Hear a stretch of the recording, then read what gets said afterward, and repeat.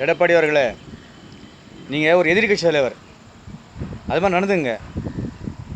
ஊராரெலாம் வதந்தி பேசலாம் எடுத்து போயிட்டு சட்டமன்றத்தில் வாந்தி அடிக்கிறீங்க. உங்களுக்கு தான் வெட்கக்கேடு.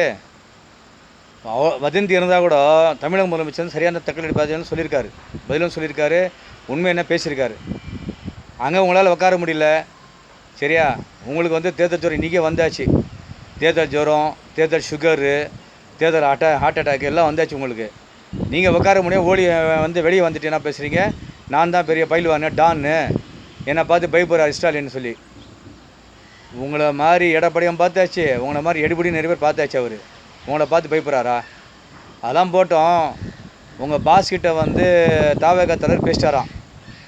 என்னன்னு சொல்லி, நான் தான் முதலமைச்சர், ஆதவ் அர்ஜுனா புத்திசாலி துணை முதலமைச்சர், இந்த 84 85 வந்து சட்டத்துறை அமைச்சர், உங்களுக்கு கூட ஒரு மினிஸ்டர் பதவி தராராம். அவ்வளோதான், துணை மினிஸ்டரோட கிடையாது. ஒர்க் அவுட் ஆச்சுன்னு கேள்விப்படுறோம். ஆனால் நீங்கள் ஓட்டி பாண்டினா அவ்வளோ ஜாலரா தட்டுறீங்க, கூஜா தூக்குறீங்க. யார் யாருக்கோ கூஜா தூக்குறீங்க. கட்சியில் பார்த்தீங்களா? ஒரு நடிகரை கூஜா தூக்கில் விளையாட்டு உங்களுக்கு நிலைமை அப்படியே வந்திருக்கு உங்களுக்கு. சரி, இப்போ நீங்கள் என்ன சொல்கிறீங்கன்னா, நீங்கள் தப்பிச்சே ஆகணும். எங்கே உங்கள் பாஷை தப்பிக்கணும், மக்கள்கிட்ட தப்பிக்கணும், அரசாங்கத்தை தப்பிக்கணும். அதனால் வந்து ஒரு ஆஃபர் கொடுப்பீங்க துணை முதலமைச்சர் வந்து தாவேகா தலைவர் சொல்லி. அவர் ஒத்துக்க மாட்டார்.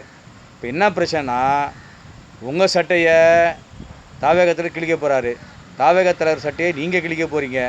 உங்கள் 2 பேர் சட்டையும் உங்கள் பாஸ் அமித்ஷா கிழிக்க போகிறாரு. மக்கள் வந்து உங்கள் எல்லாரையும் சட்டை அவங்க மக்களுக்கு கிழிக்க போகிறாங்க. இந்த எலெக்ஷன் அருமையாக இருக்கும், சூப்பராக இருக்கும். இதே மாதிரி செயல்படுங்க, இதே மாதிரி உலர்வாயே இருங்க.